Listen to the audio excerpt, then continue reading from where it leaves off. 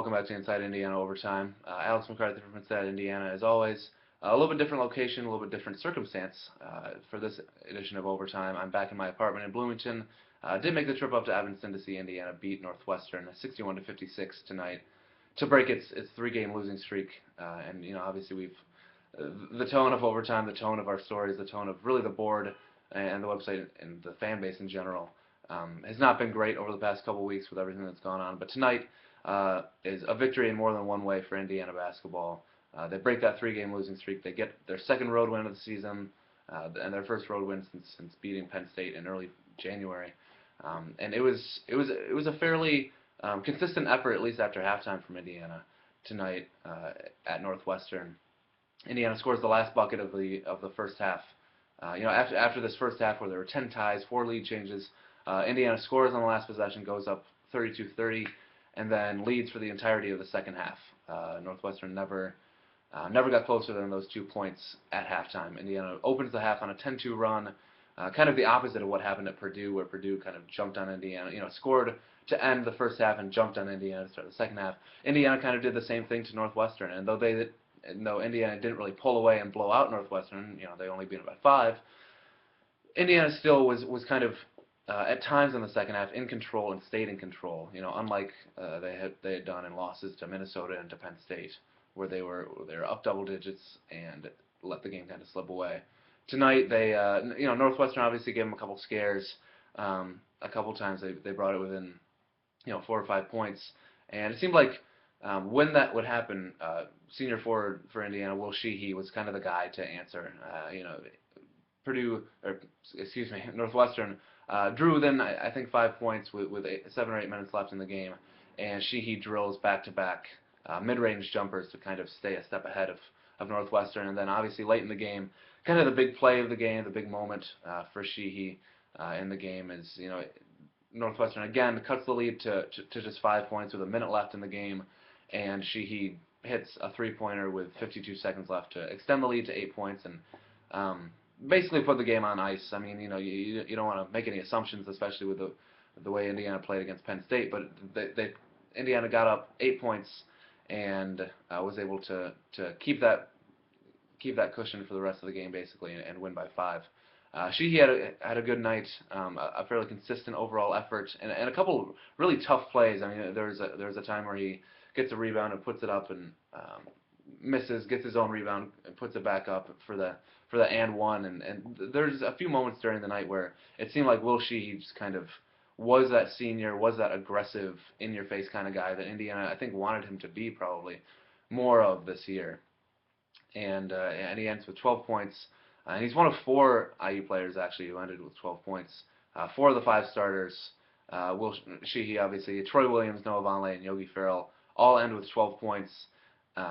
Sheehy and Vonleh both have 11 field goal attempts. Ferrell has 10. And then Troy Williams was actually the most efficient of the starters, or of the scorers for Indiana.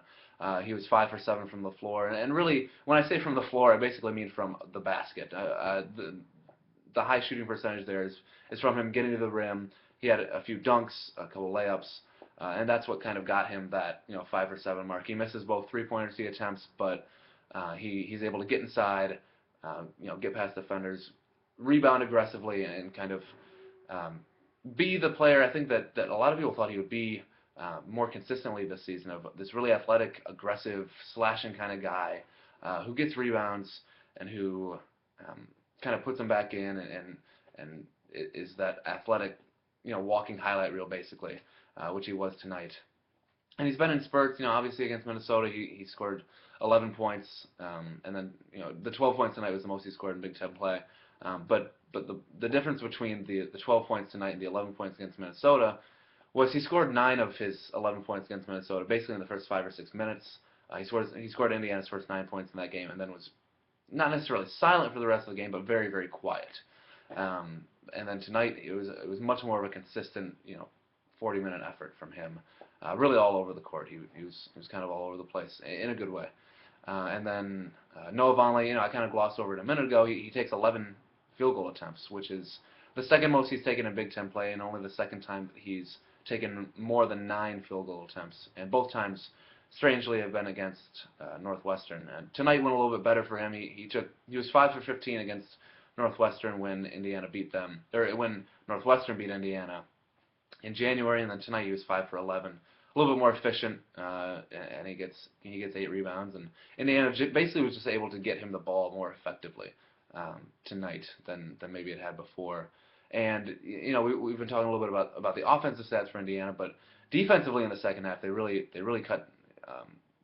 stopped the key people that they wanted to on Northwestern. They held Alex Ola, who scored 12 points in the first half. They held him to 5 points in the second half, which was basically only 3 points because the last bucket he had was I think on the last possession of the game when the game was basically over when Northwestern couldn't win.